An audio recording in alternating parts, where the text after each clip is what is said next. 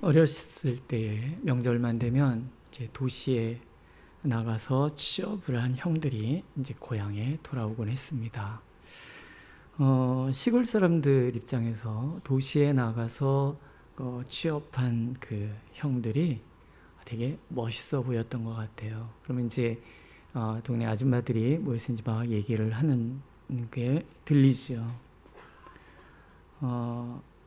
아이고, 아무개는 말이요. 야, 도장이 없으면 물건이 나가지 않는다는구먼. 걔가 서울 가더니 출세했어. 걔 엄마가 얼마나 자랑하는지, 뭐 이런 얘기들을 제가 종종 들었습니다. 어렸을 때는 그 형이 굉장히 대단해 보였어요.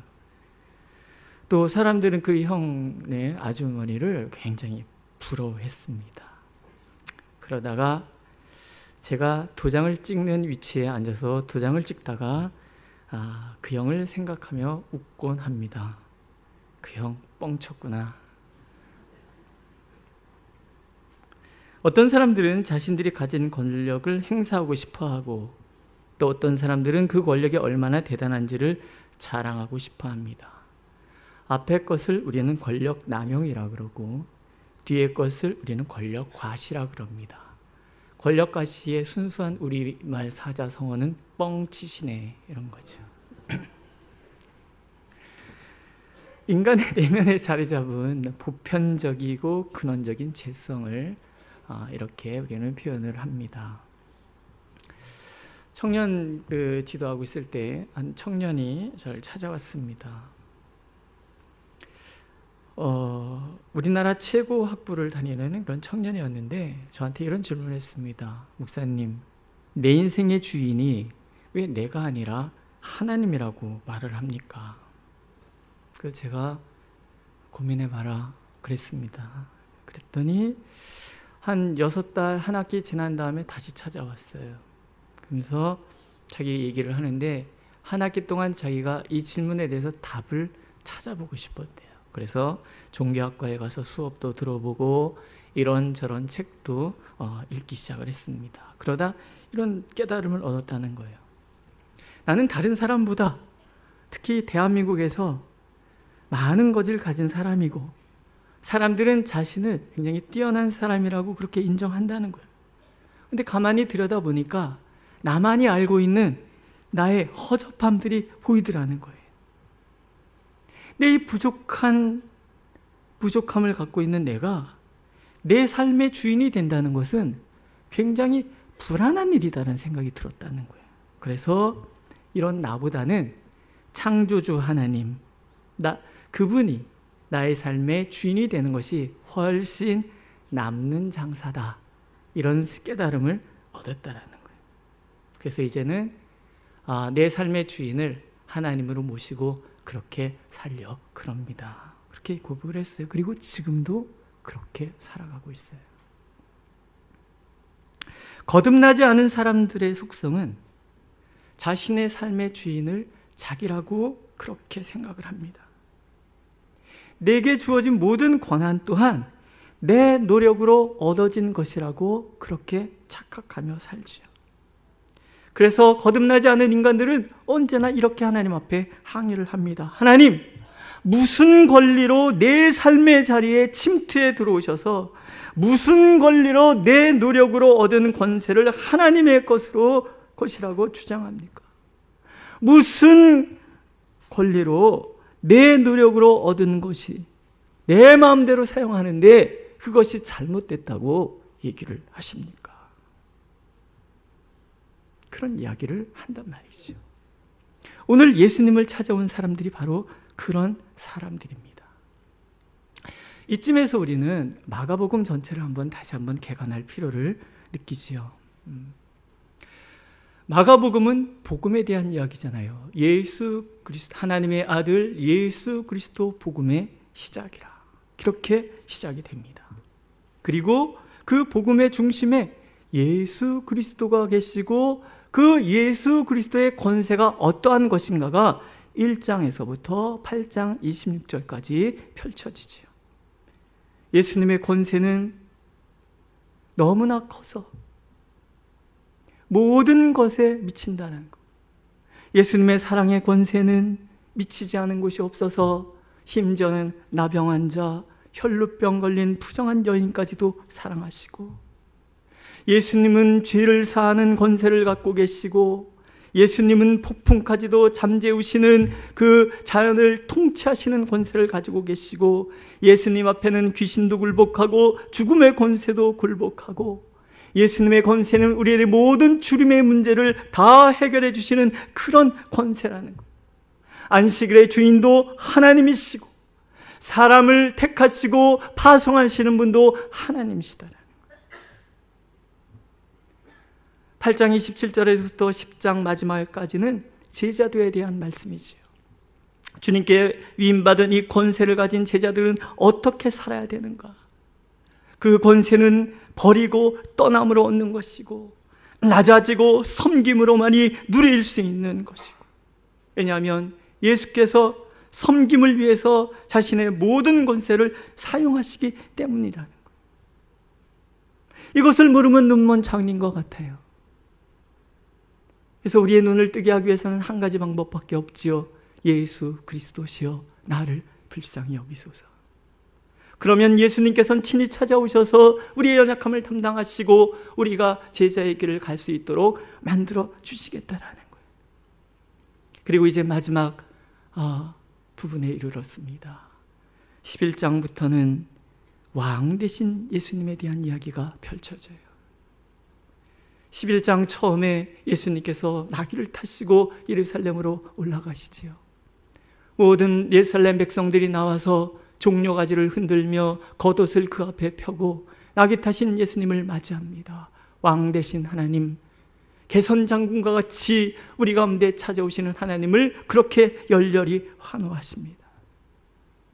왕으로 예루살렘에 오신 예수께서 제일 먼저 들어가신 곳은 그분의 보좌 성전이에요. 그러나 그 성전은 하나님 보시기에 옳지 않아요. 성전을 엎으시고 나오십니다. 그 왕은 불가능을 가능케 하시는 하나님의 그 권세를 믿어서 그분 앞에 믿음으로 기도하는 사람들과 함께 하시는 왕이에요.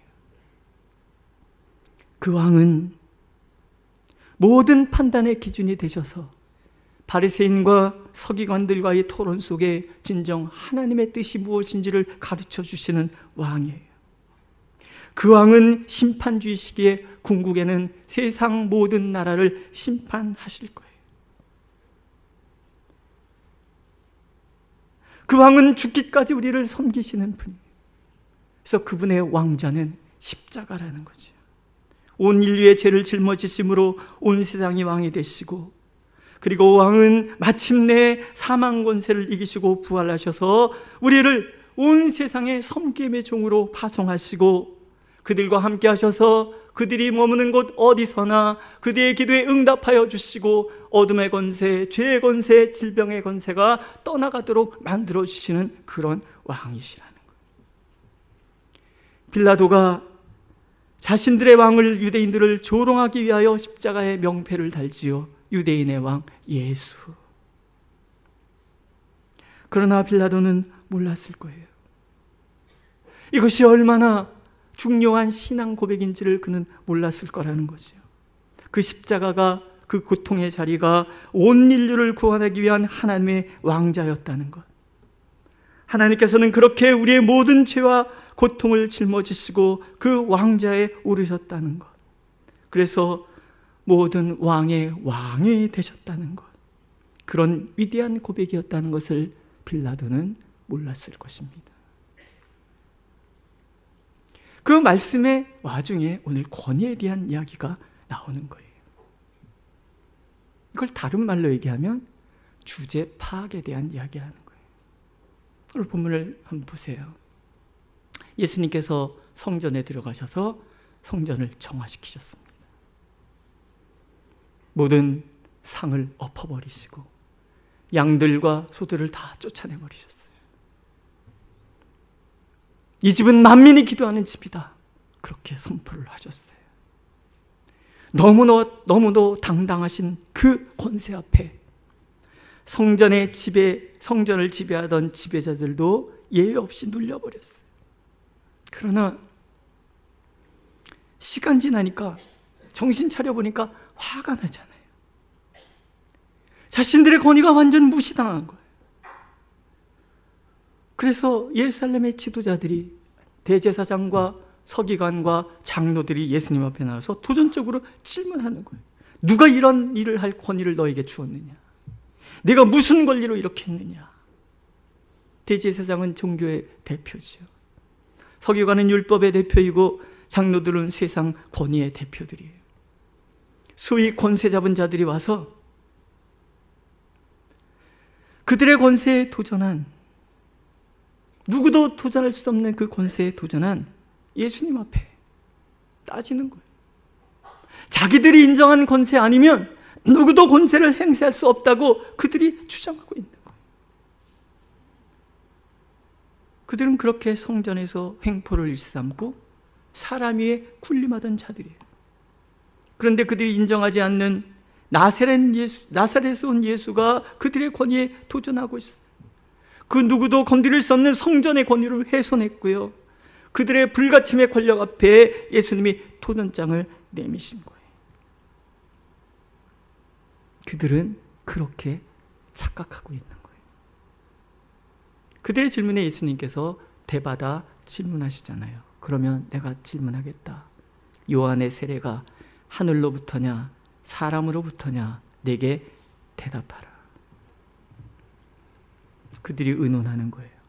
하늘로부터라면 왜 요한을 믿지 않았느냐 질책받을 것이고, 사람으로부터라 하기에는 요한을 참 선지자로 알고 있는 백성들이 두려운 거예요. 그래서 대답합니다. 우리가 알지 못하노라.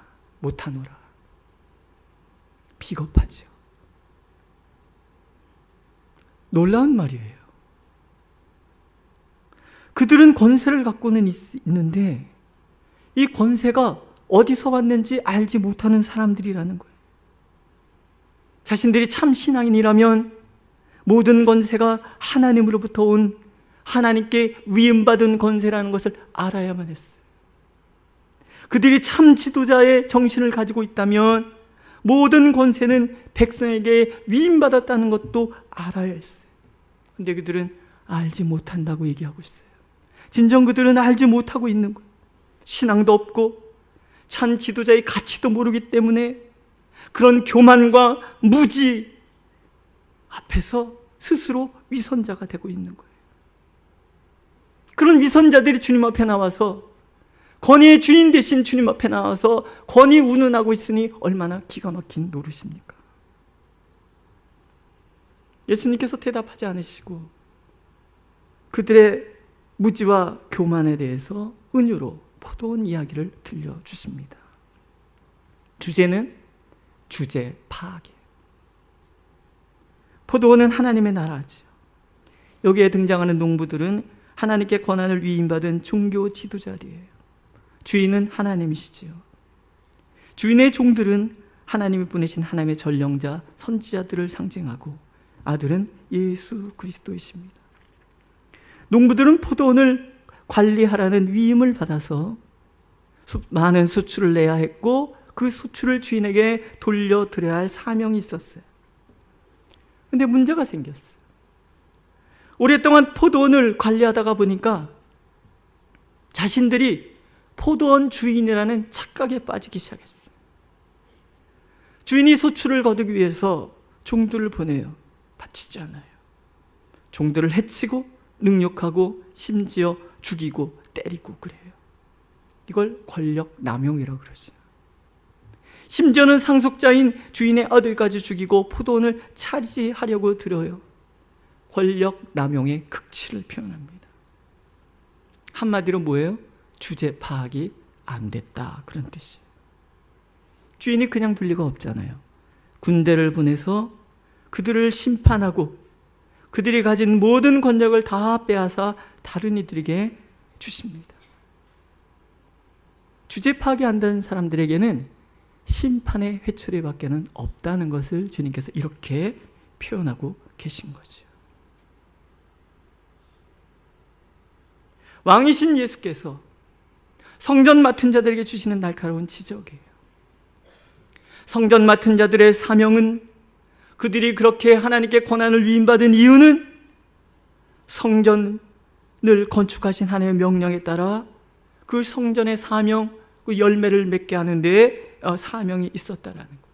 내 집은 만민이 기도하는 곳이다라고 외치신 하나님의 말씀에 순종해서 그들에게 부여하신 그 권위로 만민이 성전에 와서 하나님을 만나고 그 모든 어둠과 저주의 사슬에서 벗어나 복받는 사람, 복이 되는 삶을 살도록 만들어야만 했다라는 거예요. 근데 오랫동안 성전을 관리하다가 보니까 마음에 탐욕이 생기는 거예요. 권력에 취해서 권력을 남용하기 시작하지요. 주님 것을 자기 것이라고 우기기 시작합니다. 그 권세의 주인 대신 하나님 앞에 나와서 대들고 있어요. 무슨 권세로 이런 일을 하느냐?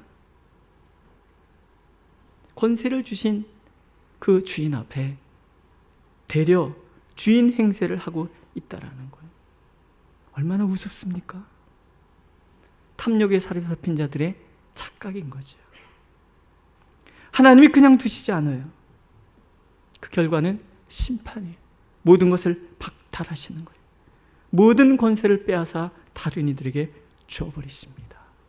착각은 자유지만 그 결과는 심판이라는 거죠. 하나님께서는 이스라엘 백성들에게 제사장 나라 그의 소유된 백성이라고 명명해 주셨습니다. 복의 통로로서 복음의 나무를 가꾸는 자로서 이스라엘은 그 사명을 감당해야 했고, 그들을 지도하는 지도자들은 위임받은 권위로 제사장 나라로서의 사명, 그래서 온 인류가 하나님께 나오도록 그들을 이끄는 사명을 잘 감당했어야 되는 거예요. 근데 그들은 권력을 남용해서 이방인들의 뜰을 장사꾼의 소굴, 도적의 소굴로 바꿔버린 거예요. 탐욕으로 자신들의 배를 채우고 성전을 유대인들만의 배타적인 구역으로 변질시켜서 만민을 성전에서 내쫓고 있는 거예요. 심지어 권위의 주인 대신 예수님까지 배척하며 우리가 주는 권세 아니면 공인된 권세는 없다고 그렇게 교만을 떨고 있었다라는 거예요. 하나님께서 화가 나시는 거죠. 그래서 성전을 엎으시는 거예요. 그들의 권리를 박탈하시는 하나님의 심판인 것입니다. 이제 복음은 혈통과 육정을 뛰어넘어서 믿음으로 하나님의 후사가 된 사람들, 그들이 유대인이든 이방인이든 자유자든 종이든 남자든 여자든 가난하든 부하든 누구든지 주님을 믿음으로 영접하고 하나님의 후사된 사람들, 그들에게로 옮겨갈 것이라는 선포적인 행동이신 거지요. 주님이 주시는 교훈은 분명합니다. 모든 권위를 위임받은 사람들은 주제 파악을 정확하게 해야 된다는 거예요. 이 권위는 내게로부터 나온 것이 아니라 하나님으로부터 주어진 것이고, 권세를 위임받은 사람은 하나님의 뜻을 따라서 하나님의 뜻만을 이루는데 그 권세를 사용해야 한다는 거예요. 또한 우리는 진정한 권위자이신 하나님께만 복종해야지 주님처럼 위선된 권위 앞에 굴복해서는 안 된다라는 거예요. 이것이 안 되는 자는 결국 버림받을 것이고 심판받고 그 권세를 빼앗기고 그 권세는 또 다른 하나님의 사람들에게 전가될 것이라는 거죠. 믿으십니까? 그러면 우리는 참된 권위자가 되기 위해서는 어떻게 해야 하는가에 대한 질문을 하게 됩니다. 본문의 정신을 비추어서 우리는 세 가지를 찾아볼 수 있습니다. 하나는 참된 권위는 탐욕을 물리치는 데서부터 시작이 된다라는. 골로새서에서 탐심은 우상 숭배라 그러시잖아요. 이 탐욕이라는 말은요, 무엇인가 꽉 들어찬 것을 말을 합니다. 컵에 물이 꽉 들어차 있다. 컵에 무엇인가가 꽉 들어차 있으면 여기에 다른 무엇을 담을 수가 없어요. 마찬가지로 주님의 권위를 내 안에 담으려면 내 안에 다른 무엇인가가 담겨져 있어서는 안 된다라는 거예요. 근데 탐욕이라는 것은 다른 무엇인가가 담겨져 있다는 거예요. 교만, 과시욕, 무절제, 자만심, 굴림, 폭력, 이 모든 것들이 위임받은 권위가 내 것이라고 착각하는 사람들 마음에 담겨져 있는 악이라는 거예요. 이걸 성경은 완고함이라고 표현을 하죠. 제사장들의 탐욕은 성전의 주인이신 하나님을 배척하고 서기관들의 그 오만은 율법의 창시자이신 하나님을 정죄하고 장로들의 군림하고자 하는 욕망은 권세의 주인 되신 하나님을 알아보지 못하고 배척하는 우를 범하고 있었습니다. 그 결과는 심판인 거예요. 따라서 하나님께서는 우리에게도 하나님만 바라보는 그 마음 이외에 어떤 것이 담겨져 있는지를 보라고 얘기하십니다. 하나님께서는 탐심을 버릴 때 주님 앞에서의 나의 존재를 보게 되리라 말씀하시고요. 그렇게 정직하게 하나님 앞에 설 때 더 이상 제도와 사람들의 반응에 연연하지 않고 하나님의 사명만을 감당하는 사람이 될 수 있다고 말씀하고 계십니다. 두 번째는요, 가난한 마음이에요. 탐심을 버리게 되면 우리 마음엔 가난한 마음이 생겨요. 그 마음을 다른 말로 겸손이라고 표현을 합니다. 겸손은 부족함을 느끼는 마음입니다. 겸손은 결핍을 아는 마음이에요. 이사야 선지자가 이사야서에서 메시아의 도래에 대해서 이렇게 예언하는 말씀이 나옵니다. 전에 고통받던 자들에게는 흑암이 없으리로다. 옛적에는 여호와께서 스불론 땅과 납달리 땅에 멸시를 당하게 하셨더니 후에는 해변길과 요단 저쪽 이방의 갈릴리를 영화롭게 하셨느니라. 흑암에 행하던 백성이 큰 빛을 보고 사망의 그늘진 땅에 거주하던 자에게 빛이 비치도다. 우리는 예수님의 복음의 사역이 어디서부터 시작됐는지 알고 있습니다. 어디입니까? 스불론 납달리 지역, 갈릴리 호숫가, 예루살렘으로부터 멀리 떨어진 곳, 성전의 그 권세와는 거리가 먼 평민들, 서민들이 사는 땅. 그래서 권세자들에게 오히려 탄압받고 멸시받고 성전의 빛에서 먼 흑암의 땅. 그러나 그렇기 때문에 하나님만을 사모할 수밖에 없었던 가난한 마음들이 머무는 땅이었다라는 거예요. 하나님께서는 예루살렘으로 찾아오시는 것이 아니라 이 가난하고 흑암이 가득한 이 갈릴리 땅으로 찾아오시는 거예요. 그 땅에 오셔서 흑암에 눌려있는 그들에게 큰 빛을 비춰 주셨다라는 거예요. 우리가 시편에 보면 지난주에 우리 찬양했던 것처럼 예루살렘이 귀한 이유가 뭐예요? 예루살렘이 아름다웠던 이유는 거기 하나님이 계셨기 때문에 그래요. 하나님이 머무셨기 때문에 그 성전은 거룩했고, 하나님이 머무셨기 때문에 예루살렘은 권위의 중심이 될 수 있었던 거예요. 그러나 이제는 예루살렘에는 교만이 가득해요. 예루살렘에는 오만이 가득해요. 예루살렘은 자기 과시욕만이 가득해요. 하나님은 거기에 머무실 수가 없어요. 떠나버리시는 거예요. 하나님이 떠난 예루살렘, 하나님이 계시지 않는 성전은 더 이상 아름답지도 권위가 있지도 않은 거예요. 영원한 어둠, 영원한 심판에 놓여서 돌 위에 돌 하나 남지 않는 그런 심판의 나락에 떨어져 버리는 곳, 그것밖에 될 수 없었다라는 거죠. 그래서 하나님께서 오늘 우리에게도 겸손하라 말씀하시는 거예요. 진정 내가 권위자로서의 삶을 살아가고 싶다면, 진정 내가 왕의 신하들로 살아가고 싶다면, 진정 내가 하나님의 복음의 권세를 가진 제자로서의 삶을 살고 싶다면 내 마음이 가난해져야 된다는 거예요. 가난하게 전심으로 하나님만을 의지할 수밖에 없는 마음을 가져야 되고, 가난하기 때문에 내 것은 내 것이 아니라 하나님의 것임을 분명히 고백하는 마음을 가져야 되고, 그렇게 가난한 마음을 갖게 되면 하나님을 볼 수 있고, 가난한 마음엔 주님의 뜻을 담을 수 있고, 가난한 마음만이 주님의 뜻을 열매로 만들어갈 수 있음을 하나님 우리가 알기를 원하십니다.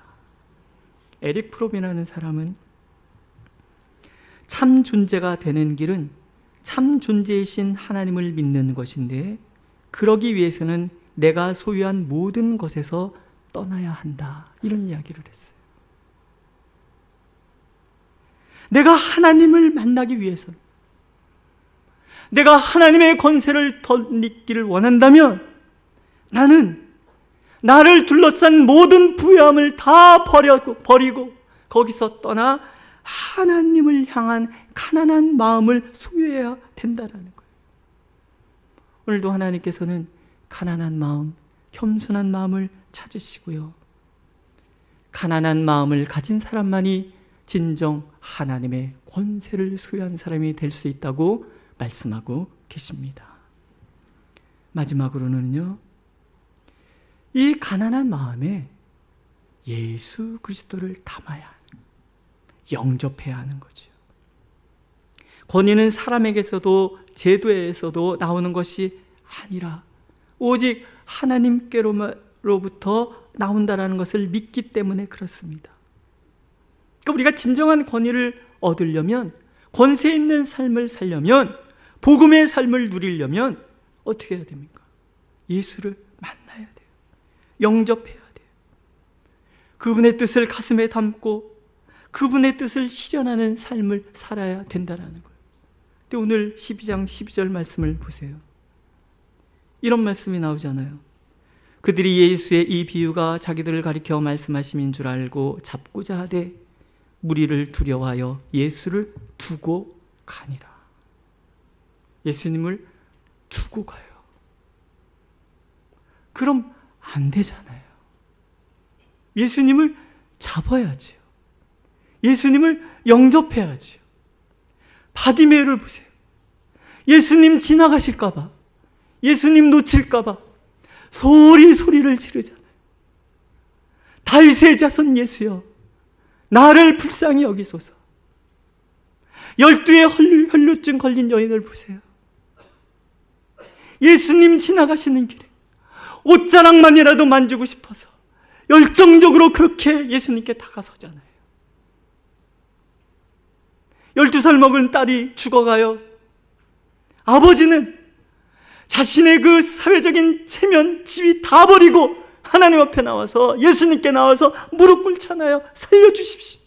주님이 오신다면 내 아이 살아날 수 있습니다. 나병 환자 주님 앞에 나와서 간절히 구하잖아요. 목숨 걸고 나와서 원하신다면 나를 고치실 수 있습니다. 오병이어를 가진 아이는 그것을 주님께 드리는 거예요. 주님의 손에 쥐어지기만 하면 놀라운 일이 일어날 것이다 기대하고 간절하게 주님 앞에 매달렸다. 그러니까 복음의 권세가 그들에게 임하는 거예요. 그들이 하나님의 권세를 누리는 삶을 살아갈 수 있었던 거예요. 지금 이 사람이 두고 가면 안 되잖아요. 예수님을 잡아야지, 영접해야지. 그래서 예수님의 사명을 나의 것으로 품어야 돼. 하나님의 뜻을 이 땅에 구현하는데 내가 쓰임받도록 헌신해야지. 안 그렇습니까? 제가 어떤 젊은 집사들을 만났어요. 그 교회가 조만간에 그 위임 투표를 한다고 그래요. 제가 그 사람들에게 얘기했어요. 기도해. 하나님 나 권사 시켜주세요. 기도해. 내가 그랬어요. 기도해서 폼 잡지 말고 이 교회 하나님, 이 교회 사명 제가 짊어지고 가겠습니다. 제가 기도로 끌어안겠습니다. 제가 헌신하겠습니다. 구해. 그랬어요. 여러분, 장로님 되는 거 꿈꾸세요.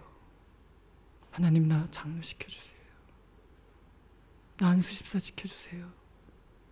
권사 시켜주세요. 나 목사 되겠습니다. 기도하시는 거예요. 왜? 너무 귀하잖아요.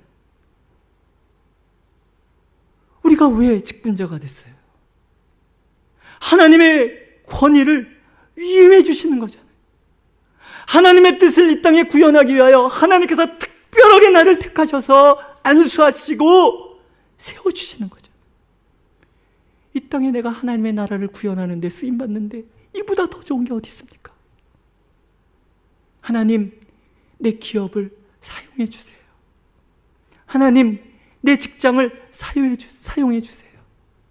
하나님, 내게 주신 이 권위들을 사용해 주세요. 구해야 돼요. 예수님을 잡아야 되는 거예요. 그냥 두고 가면 안 되는 거예요. 믿으십니까?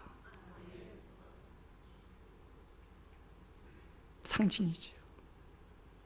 예수님을 두고 떠나는 이들을 보면서 망강 목사님은 그들의 권세는 가짜였다. 이렇게 들려주고 있는 거예요. 그러나 진짜들은 하나님의 음성을 듣잖아요. 진짜들은 하나님을 붙들잖아요. 모세가 권위 있었던 것은 그가 하나님의 능력을 전심으로 바라봤기 때문이잖아요. 여호수아가 권세 있는 지도자가 된 것은 그가 하나님의 말씀을 순종해서 실천하였기 때문이잖아요. 예수님의 제자들이 진정한 권위 있는 사도가 될 수 있었던 이유는 그들이 전심으로 하나님을 바라고 전심으로 하나님의 뜻을 가슴에 품고 그렇게 전심으로 하나님을 섬겼기 때문이잖아요. 그러니까 하나님께서 그들과 함께 하셔서 베드로가 한마디 설교하니까 3,000명이 구원을 받고 베드로가 또 한마디 설교하니까 5,000명이 회개하는 역사가 일어나고 베드로가 지나가는 자리는 그림자만 스쳐도 병자들이 낫고요. 죽은 자를 손잡아 일으키니까 그 사람이 일어나는 거예요. 바울 사도의 손수건은 죽은 자를, 병든 자를 일으켰다 그러지 않아요? 그렇잖아요? 제가 지금 이렇게 얼굴을 닦은 이 손수건 누구한테 탁 갖다 주면은 누가 벌떡 일어나실까요? 그랬으면 좋겠어요. 제가 이렇게 슥 지나가는데 이 가운에 손만 한번 슥 지나가면 막 남은 얼마나 좋겠어요. 아시다시피 보시다시피 저는 아직 비리비리해서 안 되지만 사모하시라는 거예요. 예수님 두고 결코 성전 떠나지 마시라는 거예요. 하나님은 오늘도 우리에게 질문하십니다. 내가 누리고 있는 모든 곳의 주인은 누구인가? 너는 오늘 내가 내게 맡긴 것을 가지고 무엇을 하고 있는가? 주제 파기 안 되면요, 버림당할 거예요. 주제 파기 안 된 사람들은 결국은 그 권위를 빼앗길 거예요. 예루살렘은 그렇게 버림받았고 성전의 지도자들은 그렇게 심판을 받았습니다. 그러나 오늘도 하나님께서는 가난한 마음들을 찾고 계시는 거예요. 나의 탐욕을 내어던지는 사람들을 찾고 계시는 거예요. 하나님만을 간절히 찾고 하나님 앞에 겸손히 사명을 다하는 자들을 하나님께서는 찾으시는 거예요. 그들에게 권위를 부여하시고 그들을 돌보신다고 약속하고 계세요. 이사야 66장 2절에 이런 말씀이 있습니다. 무릇 마음이 가난하고 심령에 통회하며 내 말을 듣고 떠는 자 그 사람은 내가 돌보려니와. 내가 누구인지를 알고 하나님께서 내게 부여하신 이 권위가 하나님으로부터 온 것이고 하나님 것이라고 아는 그 사람은 하나님이 돌보신다라는 거예요. 나의 능력의 한계와 모든 능력의 주인은 하나님이심을 아는 자들, 하나님은 그들을 찾으신다는 거예요. 힘과 능이 아니라 오직 하나님의 능력만이 모든 것을 이루신다는 것을 믿고 의지하려는 자들을 하나님은 찾으신다는 거예요.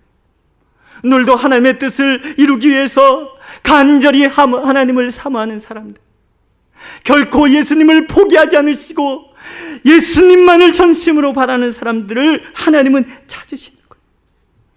그래서 그들을 통하여 하나님의 권위를 드러내기를 원하시고 그들을 통하여 이 땅의 어둠을 몰아내기를 원하시고